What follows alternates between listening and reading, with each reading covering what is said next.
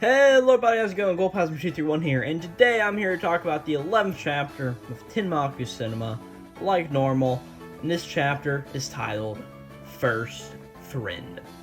So yeah, here to talk about Tenmaku Cinema, chapter 11 today, and this is probably my favorite chapter of the series yet. It really opens up on some characters we met a few chapters ago, that being director Yukio, and also really gives a lot of depth into Karai as an actor. So yeah, this is a really good chapter, and before we get actually into the chapter itself, I've just got a few things to say about it. First off, as normal, I've got a bunch of our Tenmaku Cinema videos, if I could speak, on the channel, so if you're really liking this, go check all of those out. And without further ado, what happened last time in Tenmaku Cinema? Last time we saw Karai do a whole bunch of acting, and Yukio sort of tell Karai how to do it correctly, and sort of we learned about how close the two of them are and all of that. And we ended off last chapter with Hajime and Karai talking about the shore as director Yukio walked in and grabbed the script for the shore himself. And we actually start off on that note itself as Hajime's just thinking, but Karai, if they found that you're shooting out an independent film with your classmates, if that happens, they'll definitely put an end to it. Something that we saw a long time ago and sort of the big fear of the series. If anybody finds out, we may not be able to film this movie. And that's what happens in the beginning of this chapter, as Yukio walks up, he has the script for the shore in his hand, he's just like, oh, the shore? What's with this script? As he sort of picks it up, as Hajime sort of just goes to grab it back from him. And at this point, we get a color page of, not a color page, just a title page of this chapter, as we see a young Karai in a movie studio, obviously being acting and holding a little script that's titled Lala and Sudachi. So, pretty cool. But here, Hajime is just holding onto the script for dear life, as Tenmaku is just like, oh no, Hajime, right? As all of a sudden, Yukio just speaks up and is like, I knew it. You're making a movie, aren't you? As Karai's just like, how did you? As Yukio just sort of starts to talk, and he's like, well, Hajime Shinichi, you didn't come to observe this shoot as a spectator, but as a filmmaker, right? And Karai's just like, so you knew the entire time? And Yukio's just like, of course I knew. All of his questions were from a filmmaker's perspective, and they were all weirdly technical. He is clearly one of us. Which is just a really cool moment of Yukio sort of recognizing what Hajime's worth here. As he sort of hands the script back to Hajime, he's like, don't worry, you can have it back. And he's just like, sheesh, why didn't you even say you were making a movie in the first place? He would have helped you out either way. As Hajime's just like, oh, I'm sorry. As Karai's just like, no, it was my fault, I should be sorry. But Yukio just continues going, if you're a filmmaker, I can't really be too hard on you. And he's like, plus, isn't like Himeki's in your movie or anything, as both Hajime and Karai sort of just look at him and sort of just like are like, oh crap. And whenever Yukio looks over to the two of them, they both look away, obviously, being like, yeah, she's in the movie, and they're just not going to say anything. But at this point, the assistant director, Kamaki, walks over and just like, oh, hey, Shinichi, you're still here. And she's like, hey, thanks for coming today. And Hajime's just like, oh, you just wait. I should be the one thanking you. But Kamaki's just like, here's the thing. We've been working with Himeki for a long time. So we were really surprised when she said she wanted to bring a classmate along. I think the entire staff really felt happy for her. And Hajime's just like, oh, is that really true? As Yukio gets up and he's just like, well, anyway, when you finish this movie of yours, I do want to see it. And both Kamaki and Yukio start to walk away, as Hajime's just like, you got it.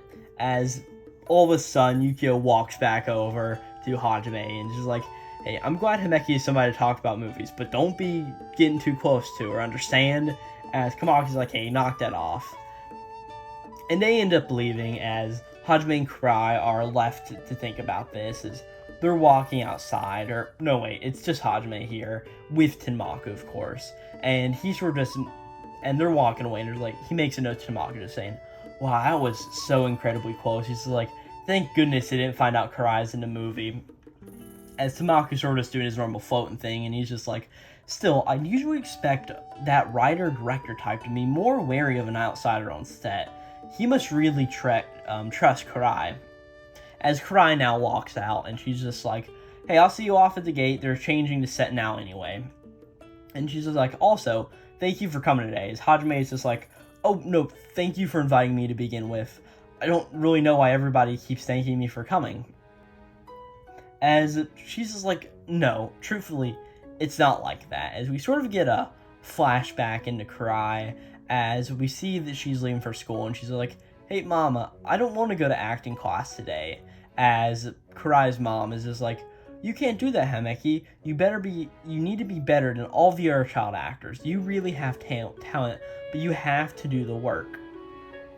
As we sort of see an interesting shot here on the bottom of page 9 of both a younger Karai and an older Karai, both sort of walking to school, it seems, and we see a bunch of people in the background with all their sort of faces blurred out, and it's all in black scale, just her mouth, and it's just like, oh, there's the actress. Hey, say a line for her. She's not even famous. I guess she thinks she's a real star. Hey, she's even got a private car that picks her up and takes her to school.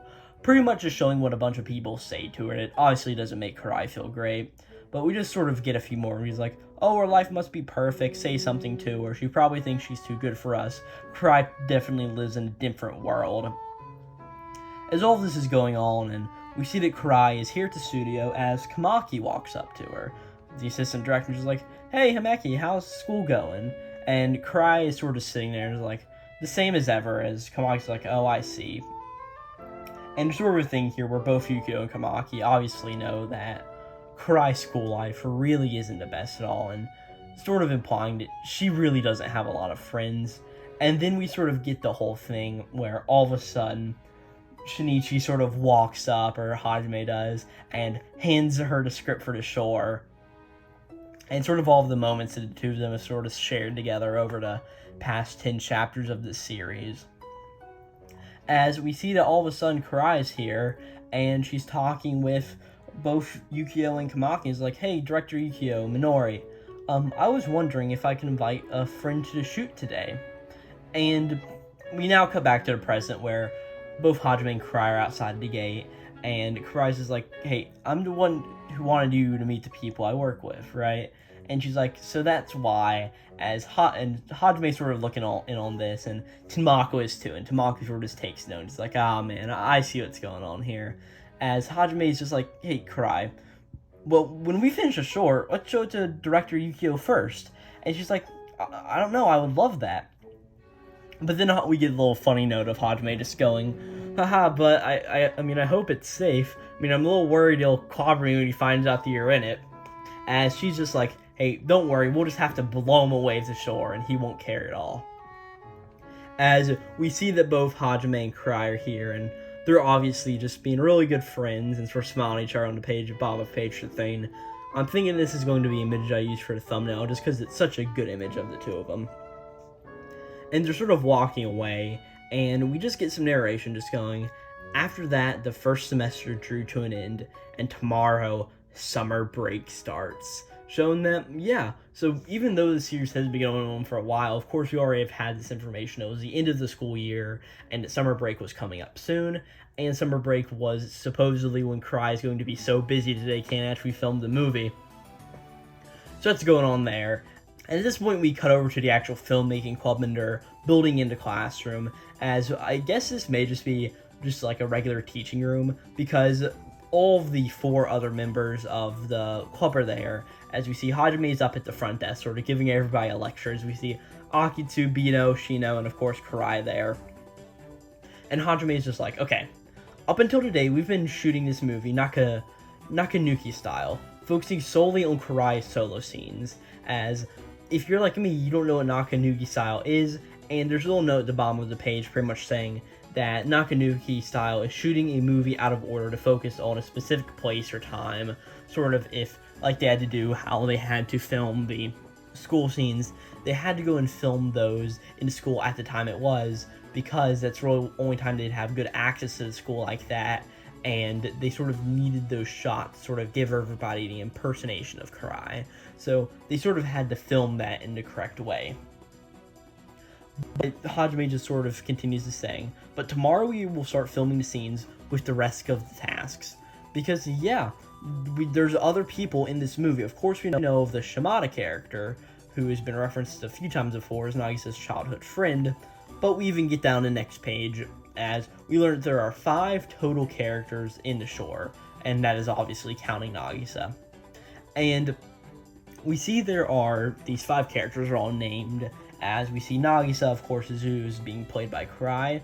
We also see that Nagisa's mother's in the movie, Nagisa's grandfather, and also there's a classmate named Ina, which is one of Nagisa's female friends, and also Shimada, who is Nagisa's childhood friend. And Hajime sort of just makes a notice saying, casting the mother, the grandfather, and the Ina all went very smoothly, but the trickiest one was Shimada. We had to find out the role, who was going to play that. As Akisu's just like, well, it makes a lot of sense. He does have a lot of lines, and even Shino's is like, he's almost as important as a protagonist, so it makes sense. As Hajime sort of starts to say, yeah, so the role of the Shimado is up to you, Bito, as he walks over to Bito and sort of puts the hand on his shoulder, and Bito's just like, oh man, I was afraid of this, I don't want to do this. And Shino's just like, hey, I figured you'd play Shimada Hajime, as Hajime's just like, hey, I want to focus on directing mainly, and also, I'm afraid if I take on one more thing, my brain will explode. As we see there's a little note here of, like, beside his face just says dead serious, knowing that, yeah, Hajime isn't messing around, he just wants to be the director, and that's it. He doesn't want to act himself. And also, I don't really know how Hajime's acting chops actually are. But there's pretty much a little note of where Shino's is like, explode? Oh, okay. But pretty much what's going on here is Bito goes over to Akisu and just starts to point at him and hold him. He's like, hey, wouldn't Akisu be better? He's tall and he looks great on camera, and all the girls love him. After his rock music club show, they totally mobbed him. As Akisu's just like, we just stood around and talked, okay? And there's a little note of where Bito's like, maybe I should learn an instrument too. This is really reminding me of that World Trigger scene here a few chapters ago. It was at the end of it was like August of 2021, if I'm not mistaken, where there was the whole big joke of Akoma, and he talked with Jin, and they said he should learn to cook food, and he ended up cooking food, and he ended up being able to show that off in the away mission test capsule thing. This sort of seems like that, but on a much less scale, and honestly, a lot less funny, being how great that and iconic that moment is. But pretty much Bino is just like, maybe I should learn to play an instrument too, as Shino's behind him just like, is he really going to be okay here? But pretty much Hajime is just like, no, I want you to play Shimada, Bito. And he's just like, you already know all of the lines. He's just like, yeah, but I don't want to. As all of a sudden, Karai walks over, and we see that she sort of turns her Nagisa mode on as she walks over, and she taps on her shoulder, like, I'm looking forward to working with you, Shimada. As we see Bito is so entranced by this, he's like, okay. And in the background, Hajime's just like, alright, great, see you tomorrow then. And everybody sort of just leaves at this point. At this point, we cut over to Hajime's house, where he's just sort of sitting there. He's like, right, just like this shot in a film, I want to do a dolly shot. Wouldn't that really bring out the joy in the characters got? As we see that he's talking, of course, with Tenmaku about movie making. And Tenmaku's just like, but what about the pavement location? Wouldn't it be tricky to use a cart? What about having her walk around the camera while we pan? And Hajime is just like, well, he did that at the beginning of a Shirakawa movie. I think I remember that. He's like, right, that's it. And he just sort of continues, oh, in that case, the next scene. And as we see time has just passed, it's now dark outside, and it looks like the clock is reading, about 12:10, or I forgot clocks, or 12:05, I think. It is very late in the day, and that's obviously shown here. And Tenmaku's obviously just asleep up in the sky, and he sort of reawakens, and he looks over to Hajime, who is actually still up, and he's like, oh, you're still up? Isn't it way past your bedtime? But Hajime's just like, yeah, I just want to get a bit more done. As we see Hajime still writing all of his notes at his desk with his little lamp on in the corner. And Tenmaku sort of sees it, and it's like, every day Hajime's notebook is covered in notes. As he sort of looks at Hajime and sort of course, has that thing of, man, he's going to be a good director. We just get the narration of him going, the vibe gets even stronger as summer break starts. And that's the end of the chapter, so this not only wraps up the sort of introduction for Yukio arc, as I'm going to call it, because that was really the whole purpose of all of this, and also to sort of see, alright, he's going to be a mentor, and he's going to be the person who first sees the shore after, of course, the movie club does. So it's just really good for that fact, and just learning his backstory with Nagisa, or not Nagisa, Kurai and the rest of the team, all that stuff going on, and eventually just learning how Kurai's sort of really sad backstory, and how she's happy that she's now made a friend in Hajime and the rest of the movie club. So it's just really cool and awesome to see.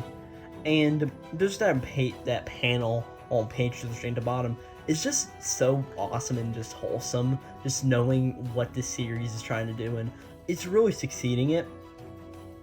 And just to continue to see everything going on here. Alright, Bito's going to be playing the role of Shimada. All these other characters are already cast. I wonder who those are going to be. Are those going to be family members, or is one maybe going to be a teacher? Who really knows all of this? And of course, at the end, just showing Hajime's resolve to make this movie great. It's really awesome, and it's going to be interesting to see where we go from next here. If it's just going to be sort of like a time skip of this filming the scenes, or if we're going to see more complications that come up with it. Really, we don't know yet, but it's obviously going to be something great, as the rest of the series is. And with that, I don't really have too much else to say about this chapter. Really solid one, just showing off all of the characters, and of course, just Hajime's resolve, and hey, summer break is about to begin. Wonder what that could mean. And with all of that being said, this is going to be the end of this Tenmaku Cinema Chapter 11 review. Again, what was the chapter title? First Friend. Yeah, Kurai is a first friend in Shinichi, so pretty cool. If you sort of enjoyed this, hopefully you won't mind subscribing to the channel, or leaving a like, or doing anything like that. If you have any very stout opinions on it, please leave a comment down in the description box below. And yeah, with that, I don't have really too much else to say, so yeah. Great Tenmaku Cinema chapter number 11, and it's going to be Glowplasma231